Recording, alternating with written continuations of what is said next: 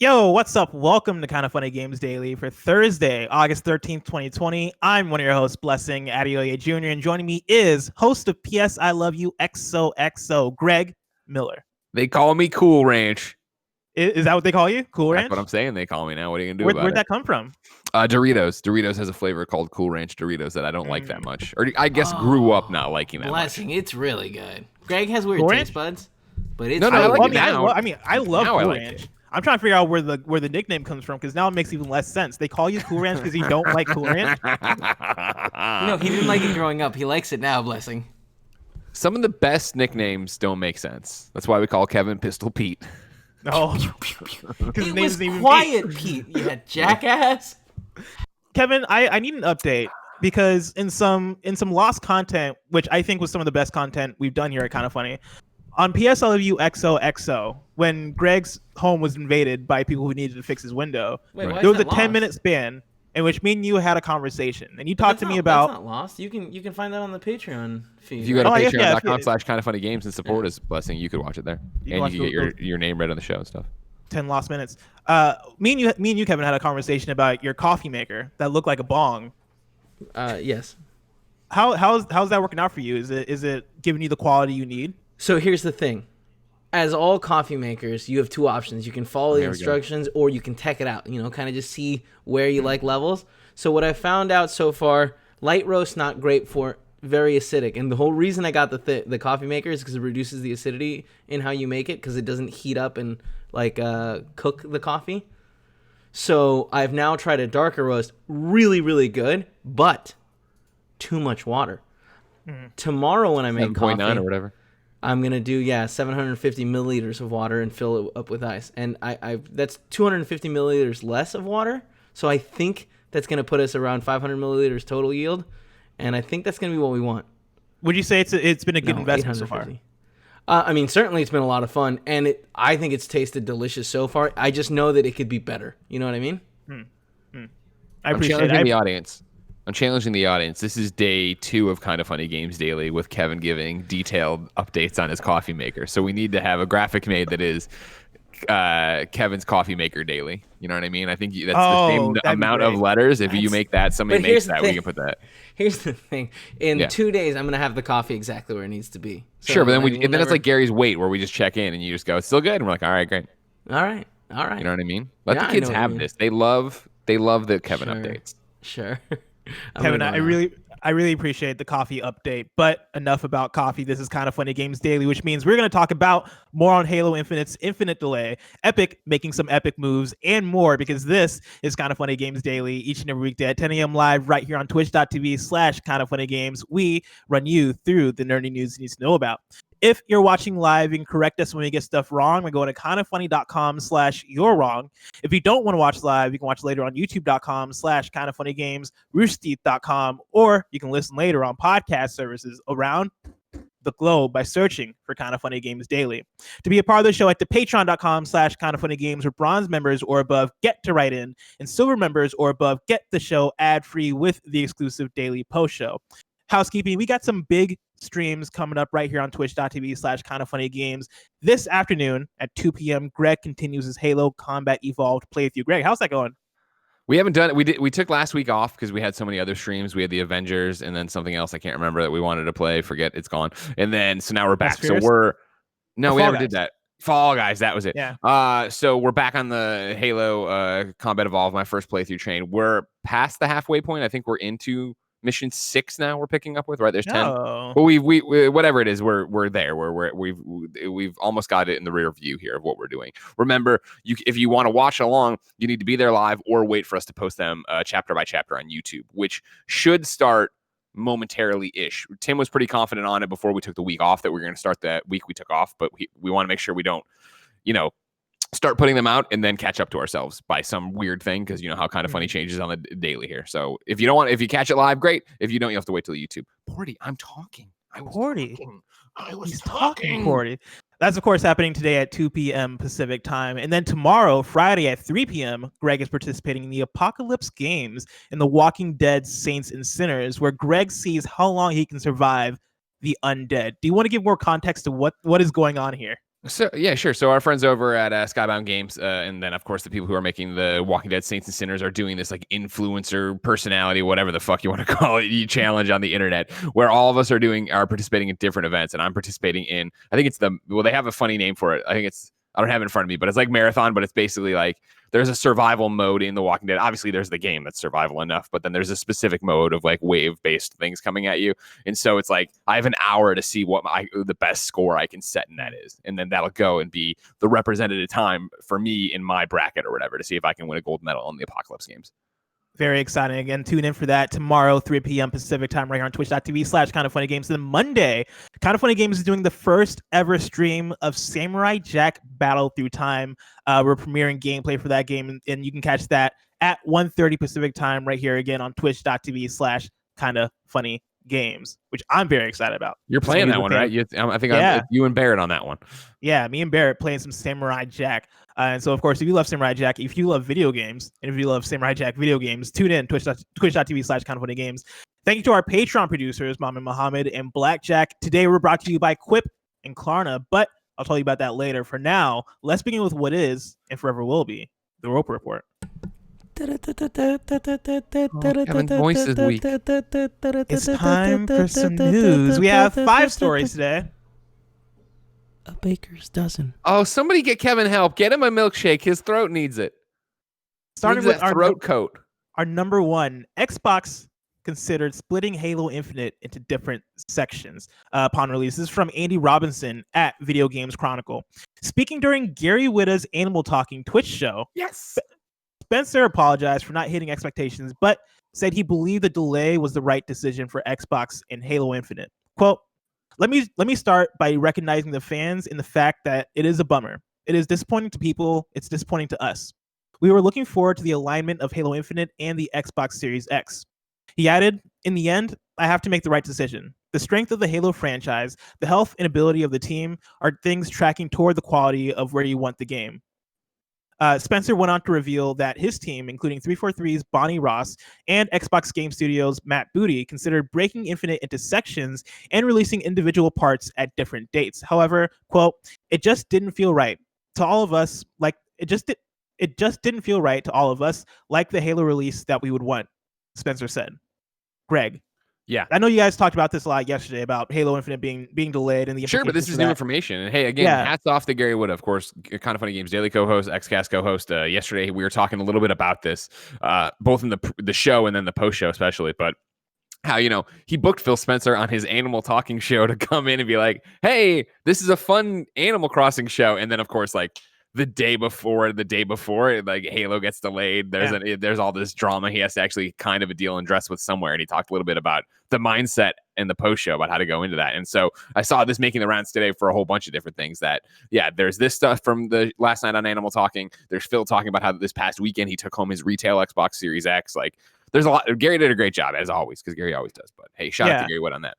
But no, this is new information. I don't think you have to worry about doubling up on things. But yeah, I think the thing that strikes me as interesting about this is the fact that Xbox seems to be treating Halo almost like as more of a priority than even the Xbox Series X launch, if that makes sense. Like, and this thought kind of started for me with them announcing that Halo Infinite's multiplayer is going to be free to play, right? And that brings up the question of, oh wow, wouldn't that have been a hit on Xbox Game Pass? Oh wow, what does that do for Xbox services, right? Xbox Live Gold, if Halo's multiplayer is going to be free to play.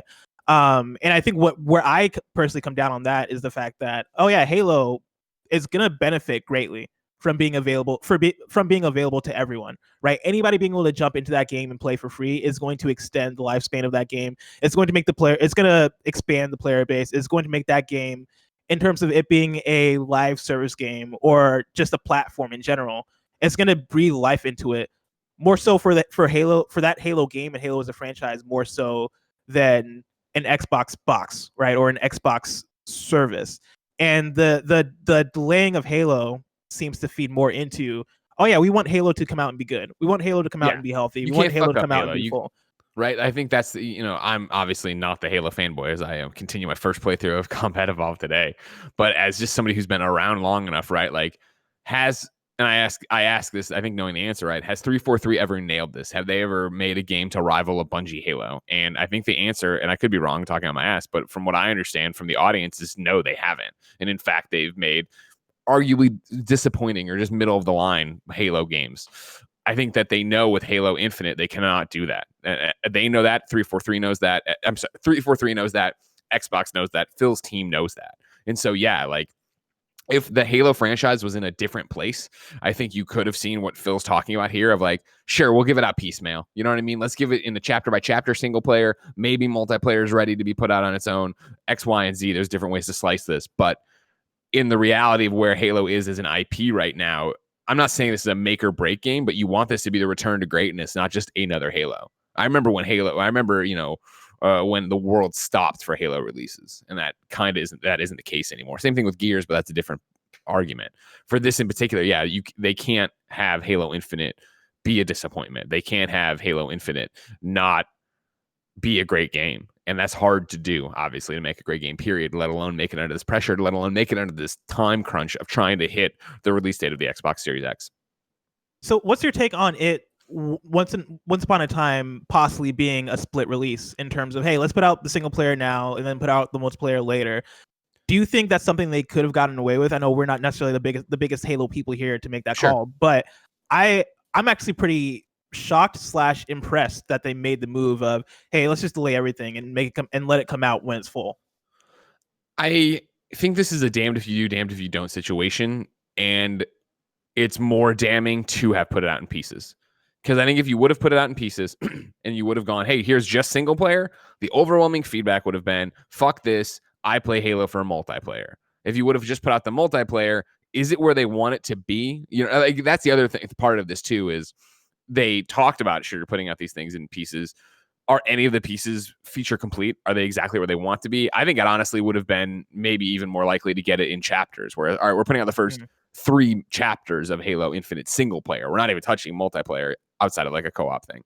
I feel Halo, from the way I understand it, and again, I have more of an outsider's opinion of Halo, but Halo is a package deal of, it is the story you play through with your friends. You know what I mean? Tim always talks about it, right? Of him and all his friends coming home with it, tearing through their first playthrough, playing through together, then just getting lost in multiplayer. Like, even though we see that getting changed every day, you know, the industry continues to evolve. Look at Call of Duty and the way they've handled multiplayer and single player campaigns these past few years. That can keep changing, but for a game that when they debut it and people either love it or hate it, the argument is we're trying to make it look like Halo 1. We're trying to bring you back to Halo's roots. I think that conversation, and again, you know, yesterday I read on this topic of the delay and Xbox Series X, I read a piece from Ryan McCaffrey at IGN who talked about Phil Spencer walking the walk, that he had said months ago that, you know, no game, not even Halo Infinite, would delay the Xbox Series X, and here we are, and it didn't happen. I think it's the same thing here where 343 and Microsoft have been clear that, like, this is meant to be a harkening back to what Halo is. This is meant to be the essence of Halo. And I think that, again, you could have broken it up and you could have put it out, but that would not be the essence of Halo. You would not be giving the people the Halo experience that they expect and want out of this. Greg, Miro writes into patreon.com/count1games, just like you can, and says, hello, Greg and Blessing. In light of recent events, Halo being delayed, and considering that Sony seemingly hasn't missed a beat in their PS5 marketing campaign thus far, do you think that Sony can get a massive advantage in sales and popularity come the release of the new consoles, just like they did last time? I understand that Sony got a considerable advantage due to Xbox's blunder with the Kinect and the all-in-one entertainment platform they advertised the Xbox One as, but the Kinect is a mistake Microsoft made without a clear view of the repercussions to come. What if delaying Halo proves to be another huge mistake? In essence, my question is, can you see the delay of Halo Infinite leading to a launch for the Xbox Series X that is as troubled as the launch of the One X? Or I guess just the Xbox One. The short answer is yes, but. This is something I broached yesterday talking about it on the back end of the conversation. At the front here to get into it, right? Like, as troubled as the Xbox One, no, I don't think you'll see that.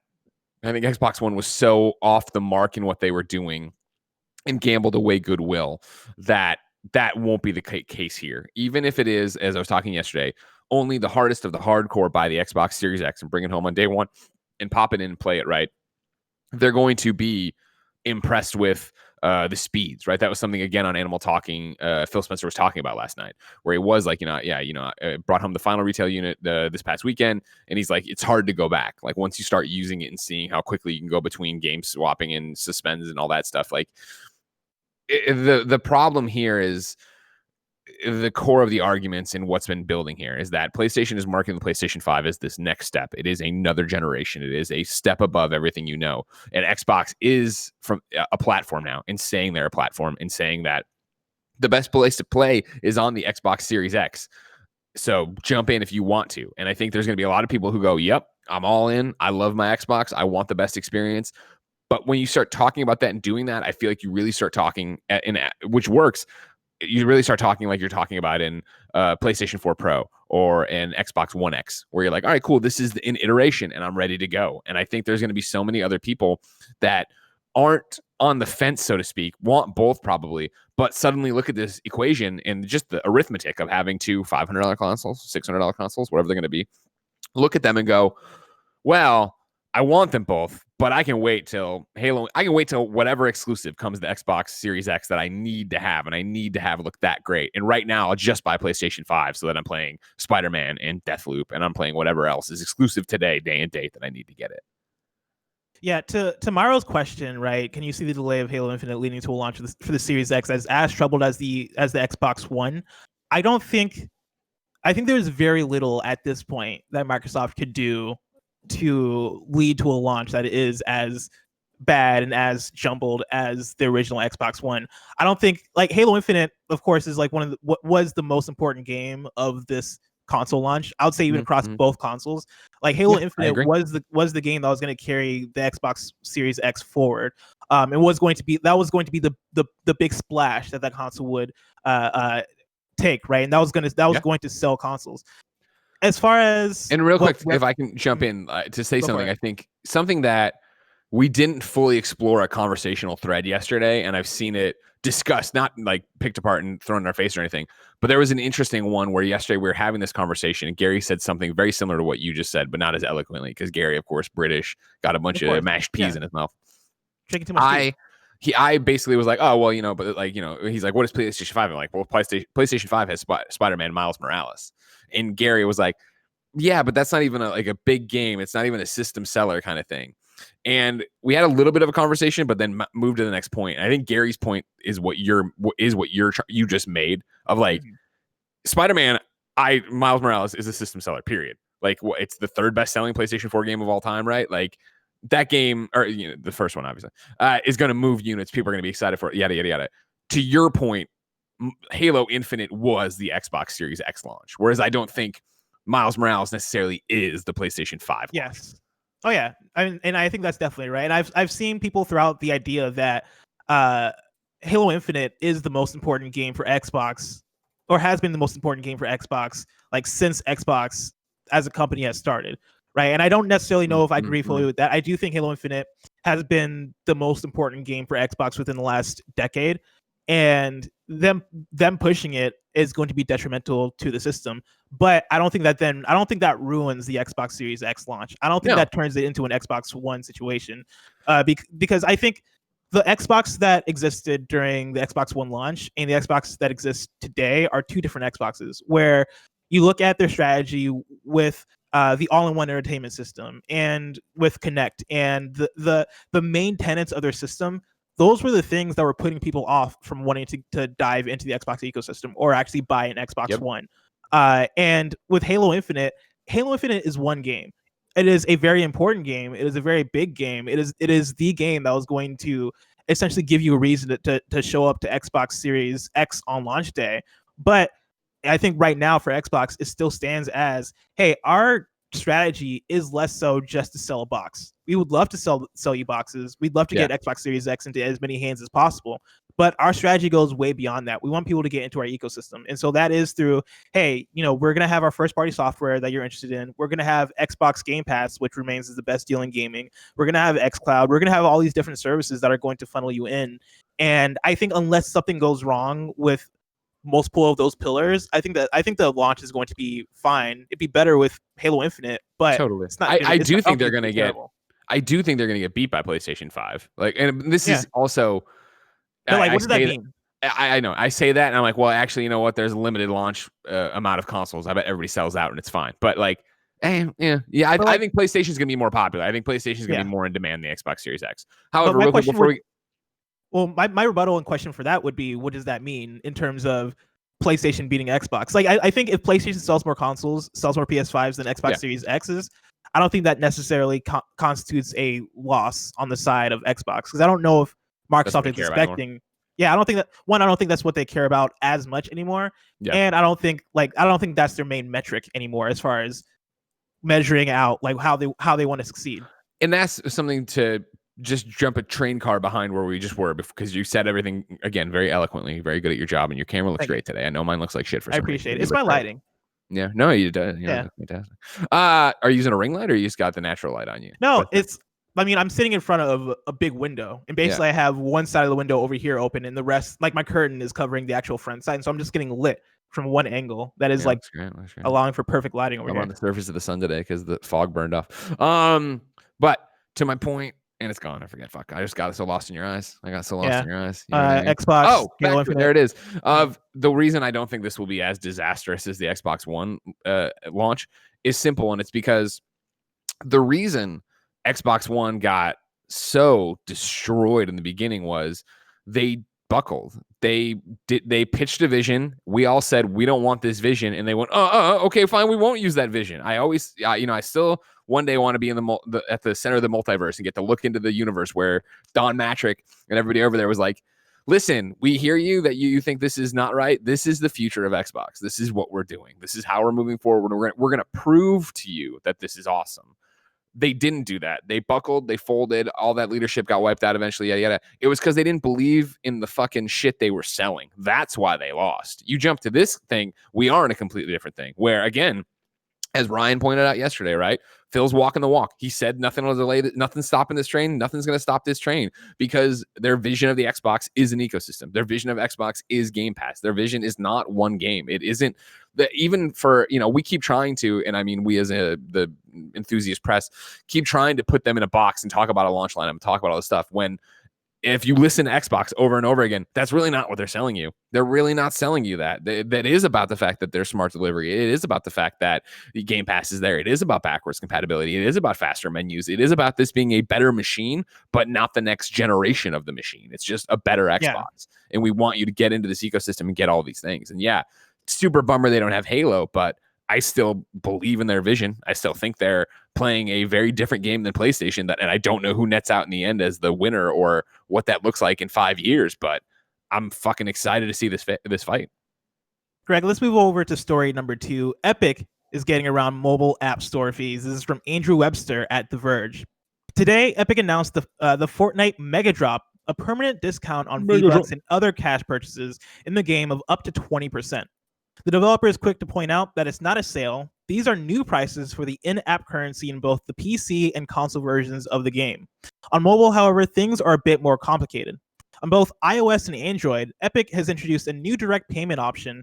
If you purchase V-Bucks or anything else in the game through either the App Store or the Google Play Store, it'll cost the same as always, but the new direct option comes with a discount.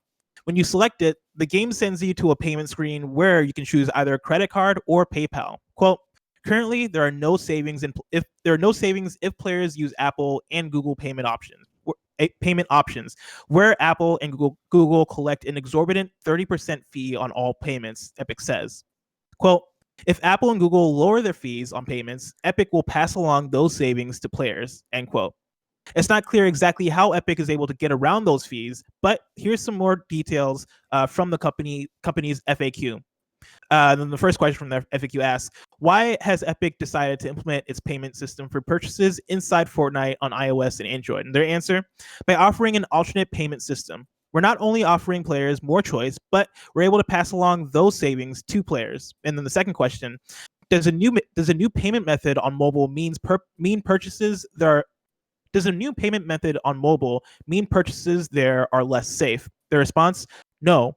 Thousands thousands of apps on the App Store approved by Apple accept direct payments, including commonly used apps like Amazon, Grubhub, Nike sneakers, Best Buy, DoorDash, Fandango, McDonald's, Uber, Lyft, and StubHub. We think all developers should be free to support direct payments in all apps, and operating Fortnite on open platforms and operating the Epic Game Store. Epic has processed $1.6 billion of direct payments successfully and uses industry-trusted encryption and security measures to protect customer transactions. Clearly, Apple and Google acknowledge that third-party payment services are safe and acceptable for goods and services. And I'm going to add my own editorialization, except for xCloud. But they continue here. Epic Direct Payment simply offers players the same kinds of payment options as these other apps. Greg, how does Epic do it? They're the biggest fucking thing going. I did not even know about this till you started reading it. I woke up late this morning for news, so I was behind the ball on a lot of things. Holy fucking shit, this is huge. Because this is literally, you bring up xCloud at the end. That's what this is about, right? Because it's with Ben. This was the argument when everybody was like, "What the fuck, Apple? You're not going to support xCloud. You're not going to do this." I was bringing up Comixology. How this 30% of every comic book they wanted, if you bought the comic in there, is such bullshit. And Epic clearly pointing out all these different ways that other apps get around it, but you don't care about it. It's just you punishing video game developers, comic book developers too for that. But keep that away. For right now, talk about xCloud.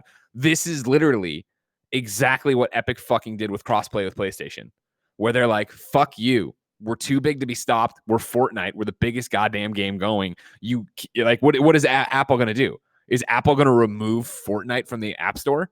Can you you want to talk about a headline and you want to talk about people freaking out and you want to talk about things that would actually move people to buy Android devices?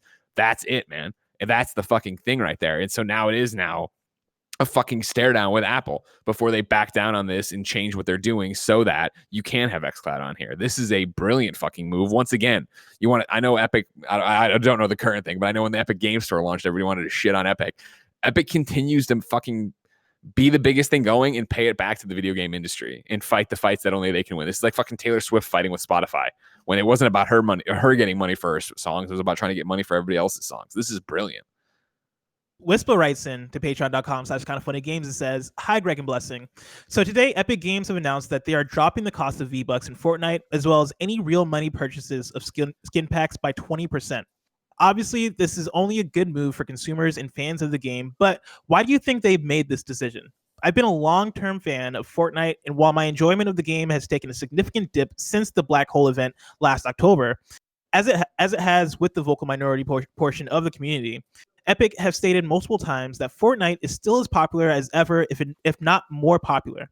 Do you think the price drop was due to them seeing less in-game purchases, or do you think it's another example of them trying to distract from the competition? In this case, Fall Guys. They have done similar things when Apex launched. Players got the Season 8 Battle Pass for free if they completed some challenges, and Warzone, around the time of Warzone's launch, players got free Christmas-themed skins for completing challenges. Or is it just Epic making a pro-consumer move? Thanks, Wispa.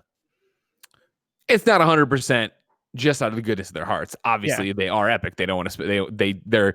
They've come up with they are Fortnite. They are the biggest thing in the world. They are making all these transactions, right? They are in fact going, hey, you know what? I don't want to share 30% with Apple. That is too much, which I argue is too much. I think that again, like I always go back to Comixology because it's the most direct thing that influenced me. Where if you remember back in the day, Comixology, you had the app on your iPhone or iPad, and you could go in and buy the books you wanted there. You could shop in the app. Eventually, Comixology was like, man, 30% of every comic book sold is bullshit. We're going to move it all to the web. So now it's just a reader. You have to buy everything through the .com, which was one more step, but is annoying to an extent, but not like the worst thing in the world. Now you're just used to it.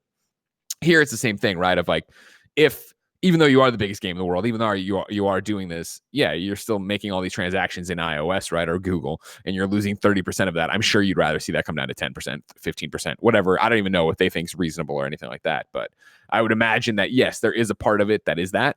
But I also do suspect behind the scenes, it's also them looking at xCloud and be like, come on, that's bullshit. And looking at a bunch of other games, not just xCloud. I'm not saying this is like 100% motivated by that, but I do think it's 100%, or I do think it's 90% motivated more in terms of not more profit, but more in like, we can win this fight. We can do this. Nobody else can do this. It was the same thing we talked about with xCloud of like, I was mad about it. And I had a conversation on the show where I'm like, I canceled Apple Arcade. Like, that's all I can really do. I like everything else about Apple products and the phones and everything and how they all work together. That I don't care if this was maybe a major thing and I was a total Xbox player. Maybe I would look into getting an Android device and having that all the time. But even then, I have an Android device kicking around the office. If I really wanted xCloud, I can play that way. Yeah. I mean, I think the answer to this really does come down to the fact that they are Epic, right? And they have the ability to do this. And so why not do this, right? And I think that goes for both 20% drop for all the purchases, but then also, yeah, like let's break down some walls that are arbitrary or that are very obviously put in place because Apple has the power that they do. Like you said earlier, right? Not Apex. Fortnite is a game that if Apple like had some kind of beef and wanted to get rid of Fortnite off of their phones, that would cause so much of a stir. That would cause so much disappointment. I don't know if it's big enough of a splash to where that converts a lot of people from iPhone to iPhone to Android, but I think it's big enough of a splash to where people get angry and people That's the thing about it. That's the thing about it is I think right now when this all happened with xCloud and whatever, there were a few headlines in our normal, nerdy sites we love or whatever conversations here. But even then people are like, all right, whatever, don't, blah, blah, blah. If this happened, and as Wispa brings up, right, talking about the black hole event, remember those videos of like kids sobbing in their kitchen, their parents filming them and shit like that. Like that's what you're talking about here. Where if it was that tomorrow Apple's like Fortnite's gone from iOS, you would have national news stories about this thing happening, which then would actually call more attention to this. I think way too deep of a cut from Apple. It's all bad PR Apple doesn't want. And again, like you definitely have those local news stories of like little Timmy crying and like the mom being, well, that's why I went and bought him this Android tablet, right? And it was only whatever. And he plays Fortnite on that now. Like, yeah, it's not going to like suddenly swing everything around. And whereas like Android's now 90% of the market and Apple's, dwindling and dwindling and dwindling. But it would be bad PR enough in a conversation you don't want to have in numbers you don't want thrown around if you're Apple. Exactly. And to the part of the question, right? Is this just Epic making a pro-consumer move? I've been thinking a lot about the pro-consumer, anti-consumer like terminology ever since like the PlayStation stuff, sure, with the Spider-Man stuff, because it's hard for me to really point out like video game exclusivity as pro-consumer or anti-consumer, because usually I try to think more bigger picture when it comes to that stuff. And like there are actual corporations that are doing like fucked up shit that go beyond just video game exclusivity shit that I feel like anti-consumer is more suitable for. But when it comes to the idea of a company being pro-consumer, at a certain point, like it's hard for me to believe any company or any corporation is being pro-consumer when basically it is a business move, right? Like even stuff when we look at companies like Microsoft who do have Game Pass, which is you would say is like a pro-consumer service, right? Because we save so much, investing in that, right? We save so much money because we have access to so many games with that.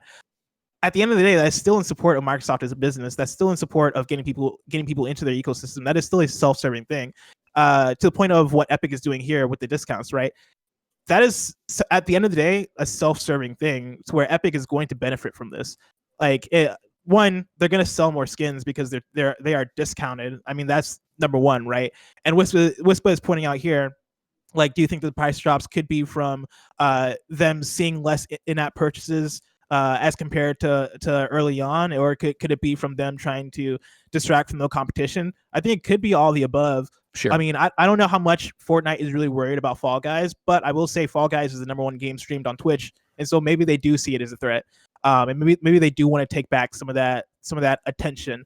I don't know the last time I heard Fortnite talked about in like super relevance the way that it was talked about early last year or the year before. Like Fortnite has seen a dip in terms of that mainstream attention. I don't know about the actual player base. I don't know if they're seeing an actual dip in players. Sure. But like we've talked about Fortnite a lot less over the last year, and so I think like all this kind of feeds into that. Hey, let's discount everything. Let's make some moves on mobile. Let's get attention back. Let's get some goodwill. And again, pro-consumer on one hand, I guess, but on the other hand, very self-serving. And like, I mean, it's a business, so yeah, do you? But I mean, I think it all serves that greater purpose of building up Epic and building up Fortnite. Yeah, 100%. And I think, into the conversation that well, we talk less about Fortnite, or you don't hear as much about Fortnite. That is what we always expected, right? Like, don't get me, you can. Yeah, I mean, at some point, the ridiculous numbers and money and deals that Fortnite is doing just become normal.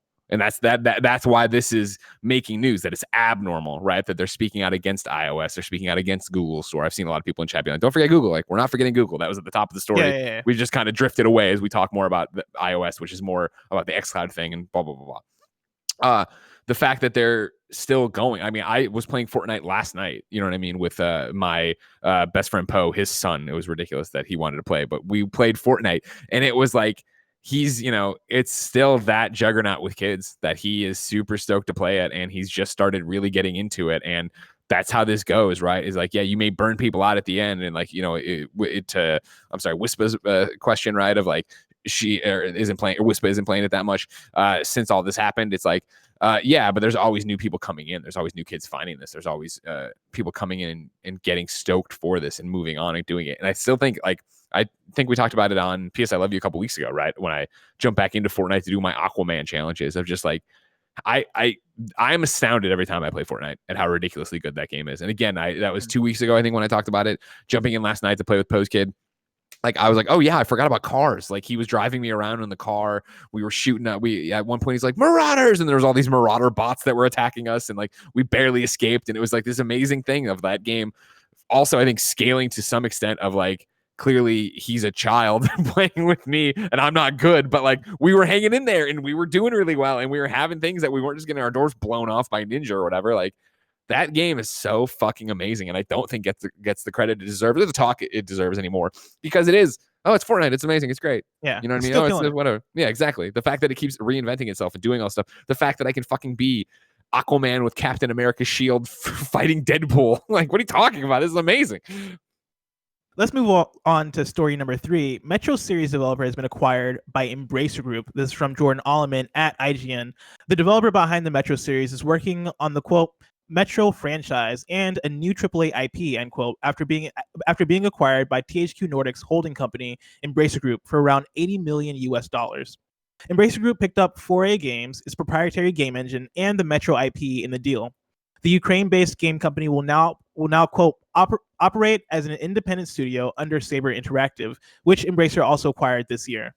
As for what's next for the studio in the wake of the acquisition, 4A Games CEO Dean Sharp issued a statement, quote, together, we'll continue to build on the Metro franchise, and we'll focus on bringing a multiplayer experience to our fan base. Sharp also added that the team is looking forward to, quote, building a new and even more ambitious AAA IP in the near future, end quote.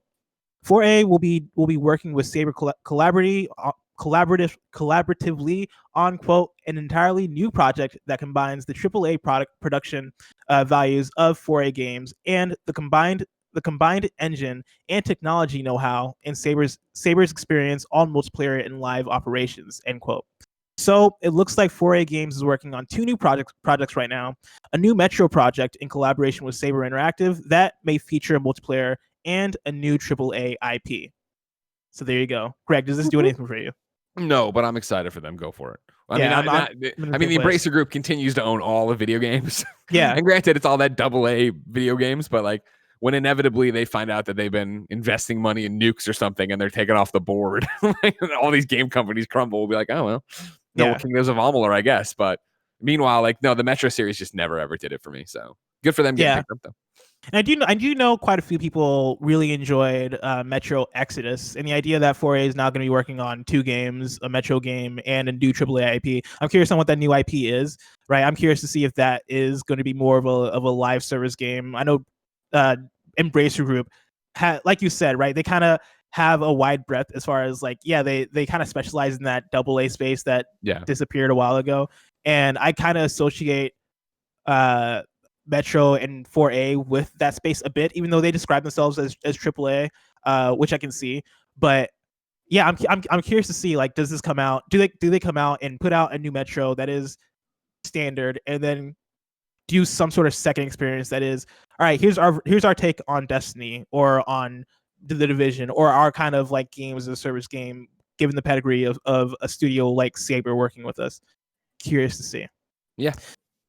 Story number 4, Tony Hawk's Pro Skater 1+2 renames a move to honor its creator. This is from Wesley LeBlanc at IGN. Tony Hawk's Pro Skater 1+2 will include a classic trick with a new name in honor of the trick's original creator. Skateboarders and fans of the Tony Hawk Pro Skater series are likely well aware of what a mute air or a mute grab is, but many might not know the history of the trick's name. Tony Hawk took to Instagram to announce that in the upcoming Tony Hawk Pro Skater 1+2 remaster, the trick will have a new name. Quote, for nearly 40 years, we've shamelessly referred to this trick as the mute air / grab, Hawk said on his Instagram today. He continues, here is the backstory. Around 1981, a deaf skater and Colton Skate Park local named Chris Weddle was a prominent amateur on the competition circuit. The indie air had just been created and named, so somebody proposed that grabbing with the front hand should be known as the tracker air. Hawk explained that because Weddle was the first to do that trick, the trick should be named after him. Weddle was often referred to as the quiet mute guy, Hawk said, and so the mute air was made. Hawk admitted that he and the other skaters went along with the name in naivety, not realizing that Weddle might not have agreed with the name. Quote, in recent years, a few people have reached out to Chris, who still skates, about this trick and the name it was given, Hawk said. He has been very gracious in his response, but it is obvious that a different name would have honored his legacy, as he is hearing impaired, but not lacking speech. I asked him last year as I was diving into trick origins, and he said he would have rather named it the Deaf or Weddle Grab if given the choice, end quote. Hawk said the Weddle's exact words were, quote, I am deaf, not mute, end quote. When players boot up Tony Hawk Pro Skater 1+2, they'll find that the trick is now called the Weddle Grab. So that's a pretty cool story. I included that. That's fucking awesome. Not necessarily for the newsiness of it, but pretty much for the cool story of it. Because I remember playing Tony Hawk and doing the mute grab, now the Weddle Grab, and being like, oh yeah, like I never really thought about the origin of it, or like how that might have came off as insensitive. And this is like less of a story of how people were offended, more of a story of how like, oh yeah, this doesn't actually make sense for the name of the move because he was never mute. So there you go. For me, yeah, it's doing the right thing, and I'm not even trying to pimp our own content, but I'm pimping our own content of like, this week's We Have Cool Friends, right, was the panel about allyship I did with a whole bunch of awesome people and how to be a better ally, right? And one of the things Khalif Adams, of course, from Spawn on Me, go like, subscribe, share, was talking about is like, this isn't about perfection. This isn't about anyone being perfect and never making a mistake. And when you make a mistake or do one thing that we then banish you out and you're dead forever and yada, yada, yada. Obviously, if you make a mistake in, I think, a good-hearted way, you scream a racial slur at somebody, that's not a mistake. That's a different argument, but I'm not trying to get into that right now. But for here, right, of like, you're a bunch of dumb kids. I'm calling, these 20-year-old skaters that were doing all this. You come up with a funny thing. That's what it becomes. It's an underground thing. It keeps moving. And then years and years and years and years later, with years and years and years of experiences and conversations and reality checks, you get to this point. You're like, wait a second. You talk to him and it's like, hey, no, I really wasn't cool with that at all. And it's not like, again, cancel Tony Hawk, cancel these people. It's a very much like, oh, fuck. All right, well, let's fix it. Let's make this move. Let's go through and do this, because they weren't doing it to mock anybody. They were doing it in a way they thought was honoring somebody, right? That they were actually giving ownership to, or, having a cool callback to, but it wasn't the way they wanted to. So they went and did this, and now they're doing the right thing. Fuck yeah. Yeah, that's part of the conversation I believe we had about a month or so ago with the Mixer stuff, where like the day before Mixer was essentially shut down, or they announced the shutdown of Mixer, right? That was the story that came out about the manager who like described partners as slaves or whatever. And one of the black people who worked at Mixer went to the manager and was like, hey, that's not cool. And the manager, instead of being like, oh shoot, I should have thought more about this, or oh man, like tell me more, let's talk about this, the manager did shut the worker down and didn't respond in a way that was appropriate. And so much of this comes down to, all right, like you've been approached about a thing, or somebody's brought a thing up to you, and they are being honest in their expression of, hey, this isn't okay. How do you respond to that? And I think this is a good way of responding to it is, hey, oh yeah, you're right, this isn't okay, let's look into it, or this is okay, let's change it, let's figure out how to make things right. And so shout out to that. Empathy goes so far, right? And I think that's the biggest thing about it. And again, to the panel and the conversations there of just like, yes, somebody comes to you and says something it not even offends me, is like, hey, that's a little on the line, on the nose, maybe we should think about that. It's about not getting defensive, because they're not attacking you. They're trying to have a conversation with you to, you know, let you know that no, that's not cool. They're not saying you're a horrible person. They're saying, hey, let's talk this out. Last story number 5, a fun one. PS4's Ghost of Tsushima is the highest rated fan game of the entire generation. This is Paul Tassi at Forbes. I've been tracking this for a while now, but I'm ready to make the declarative statement. According to the math, the recent release of Ghost of Tsushima is the most fan-beloved game of the entire generation. At least according to Metacritic's user scores, the best metric we have to track that sort of thing. Weeks ago, I reported that Ghost of Tsushima was racking up thousands of reviews and had an impressive 9.3 out of 10 for a user score, higher than its critic Metascore of an 83, actually a bit low in the grand catalog of PS4 releases. I expected the user score to drop in time, as high scores usually do, as more reviews come in, but it never has. Now, with 15,000 reviews in, much more than almost any other game rated on the site, it is still sitting at a 9.3 out of 10. Looking at how that stacks up against other titles, I'm willing to declare it as the highest rated game of the generation. I found this one to be particularly interesting. One, because like, congratulations, Ghost of Tsushima. That's actually pretty impressive. But then also, I believe Ghost of Tsushima was the first big game after The Last of Us Part 2 where they decided to put a hold on user scores until I think like 36 hours or something around that range after the game came out. And I wonder how much of that is affecting this. Interesting. Yeah. I didn't think about that part of it. Yeah, but like, I either way, right?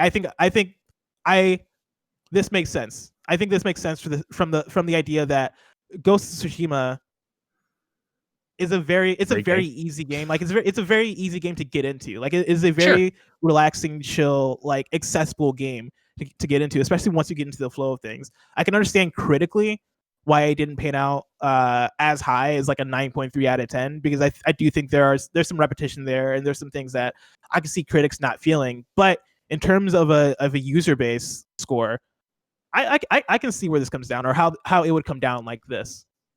I mean, it's a very interesting conversation that I will be fascinated to get to at our Game of the Year discussions. Because for me, I think, like, obviously, I shouldn't say obviously, but like, pound for pound, I mean, The Last of Us Part 2 is such an amazing experience and does so much for games and does so much for art and so much yada yada. You've heard my whole fucking review of it. Yeah. But in terms of a video game, Ghost of Tsushima is so good, and I have so many fond memories of it. And if they were to be like, hey, a great example, like, hey, we just dropped an entire new game mode, or we just put out a dozen new quests or whatever, I would turn it on and start playing right away, right? Whereas like Last of Us, like, we added Grounded. I'm like, not on your fucking life. I'm not like, no, I'm not going back for permadeath and all these things. And granted, little apples and oranges there, but like, I feel like, you know, my Last of Us Part 2, Last of Us story is done. Whereas Ghost of Tsushima, I would want so much more from it. And I'm ready for more. And I think, you know, I look at in the backyard sometimes at some of the colors in the trees. I'm like, oh, this reminds me of Ghost, and yada, yada, yada. Like,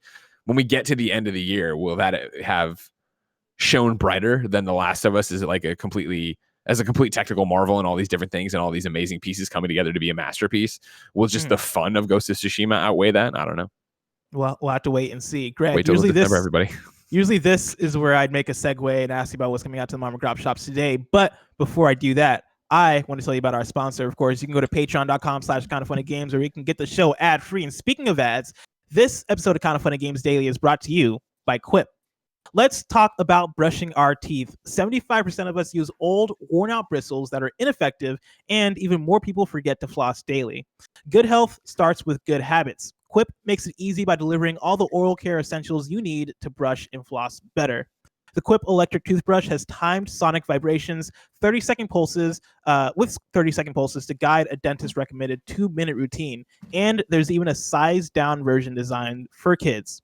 Paired with QUIP's anti-cavity toothpaste in mint or watermelon, you get all the ingredients teeth actually need and none that they don't. QUIP also has an eco-friendly refillable floss with a dispenser you keep for life and expanding string that helps to clean in between. QUIP brush heads, toothpaste, and floss refills are automatically delivered on a dentist-recommended schedule every 3 months for just $5 each. A friendly reminder when it's time for a refresh and to stay committed to your oral health. And shipping is free. Join over 3 million happy customers and practice good oral care easily and affordably with QUIP starting at $25. And if you go to getquip.com/games right now, you'll get your first refill free. That's your first refill free at getquip.com/games, spelt GETQUIP.com/games. QUIP, the good habits company. We're also brought to you by KLARNA. Thanks to KLARNA for supporting Kind of Funny Games Daily. In Sweden, they don't shop, they KLARNA. KLARNA is a revolutionary new online shopping app from Sweden that allows you to shop thousands of online stores and pay for anything in 4 easy interest-free payments that make shopping smoother. With the KLARNA app, you can shop anywhere online from the one app. It's easy to use and convenient to browse thousands of online stores from one convenient place. Pay for anything in 4 interest-free payments. Paying after delivery allows you to try before you buy, and you can also report returns directly in the app. Get the best deals with customized price drop alerts on items you've saved to your wish list. It's always good to shop smarter and save money. You can also create and share wish lists of items with your friends and family from anywhere online. It's a fun, easy way to show what kind of products you like. Tim loves how easy it is to find what you're looking for and to get set up. KLARNA is a smoother, friendlier, Swedish way to shop online. It's the one-stop shop. It's the one-stop shopping app for browsing and buying anything online on the one app, and allows you to pay for anything in 4 easy interest-free payments. Download the KLARNA app today. That's KLARNA, Swedish for shopping. Greg, I'm very excited to see what happens during Game of the Year and to see what happens in the Ghost of Tsushima versus Last of Us versus Final Fantasy VII versus Doom versus all those different games. Animal Crossing. But Game of the Year is so far away. If I want to know what's coming out to mom and grab shops today, where would I look? The official list of upcoming software across each and every platform is listed by the Kind of Funny Games Daily Show hosts each and every weekday. Yeah. Out today. Yeah. We got Bite the Bullet for Switch, PC, and Mac, Ever Forward for PC, Boomerang Fu for PS4, Xbox One, Switch, and PC, Feria for Xbox One and Switch, Troy, A Total War Saga for PC and Mac, The Ambassador, Fractured Timelines for Xbox One, Darkestville Castle for PS4, Xbox One, and Switch, The Alto Collection for PS4, Xbox One, and PC, Dying Light Hellraid for PC, Through the Darkest of Times for Xbox One, Zero Strain for Switch, Kill It With Fire for PC, Double Kick Heroes for Switch and Steam, Caller X Mali Unlimited for Switch, Big Dipper for Switch, Pool Pro Gold for Switch, We Are Doomed for Switch, Devious Dungeon Collection for Switch, For the People for PC and Mac, Zam for PC, The Librarian Special Edition for PC and Mac, The Square Key for PC, Real Fight Trainer Edition for PC, Kebab House for PC, Gurobu for PC, Kill It With Fire, which I think I already said, but again, PC on Steam and Epic Game Store. And then let's see, 3 out of 10 episode 2 debuts for free on Epic Game Store today.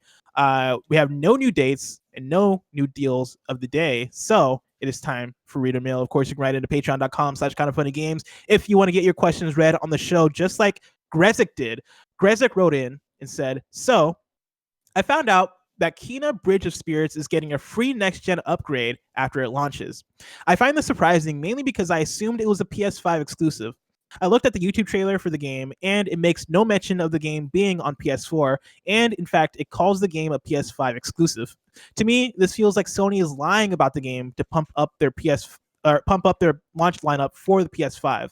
What are your thoughts on this? Thanks for all you do, Grezick. Greg, I also didn't know Kena Bridge of Spirits is coming out on the PS4. Did you? I think aren't most of those indie games coming out on the PS4? Is Bugsnax coming to PS4? I think so. Am I wrong? I mean, you might be right. I might just not be. You may be wrong. I don't have it in front of me. Yeah, there it is. Bugsnax.com. Bugsnax. We are what we eat. PS5, PS4, PC, Mac. Y'all need to wake up during these presentations. They show you they say what the games are. I had it in my original notes for it. Interesting. Did they say that during the presentation? Yeah. Because me and Grezick might very much be in the wrong here. I'm trying to. I want to say yes, they did. Hold on, let me go back into. God, what am I going to find for press releases for PlayStation? I have a Google Doc from my notes of the PlayStation Showcase, so let's see if we can come up with that. All so right. If I just put Bugsnax, oh god, we talk about Bugsnax because a lot. you're if I remember correctly, right? Your doc that you put together after the PS5 presentation came from like the PS blog, right? The PlayStation blog, where I had one they of actually those, had the info. Because because to Grezick's point, if you go to the actual trailer, they don't mention it being on PS4, and I believe during the actual PlayStation presentation, they didn't have any PS4 like logo in there. Kindafunny.com/you're wrong if I'm incorrect about that. But it might be more of a fine print thing for them to say, like, oh yeah, by the way, it's coming out on PS4 also. Which I think there's a conversation to be had there, because is that I mean, I'm misleading? About to you guys are all about to have a really bad fucking day if you think that's how it's going. Because like I'm looking at my notes from the PS I Love You post show that we had, right?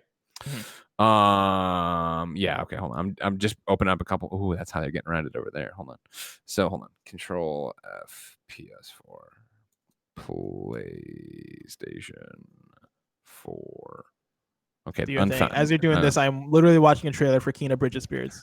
Because like I'm just going down the line here, right? So my notes say this: PlayStation 5 games from third-party publishers and developers, right? At the top is Bugsnax. We've confirmed that's there. I'm looking at indie stuff, so I'm skipping Deathloop, Ghostwire, Tokyo. Then the next one was Goodbye Volcano High. You open up Goodbye Volcano High, go to their website, PlayStation 5, PlayStation 4, Steam.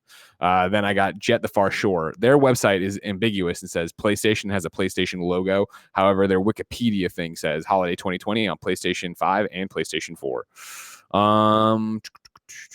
What's Little Devil Inside? Well, that's a third-party thing that doesn't count as much. Oddworld Source. You're talking about websites. I'm talking about trailers. Okay.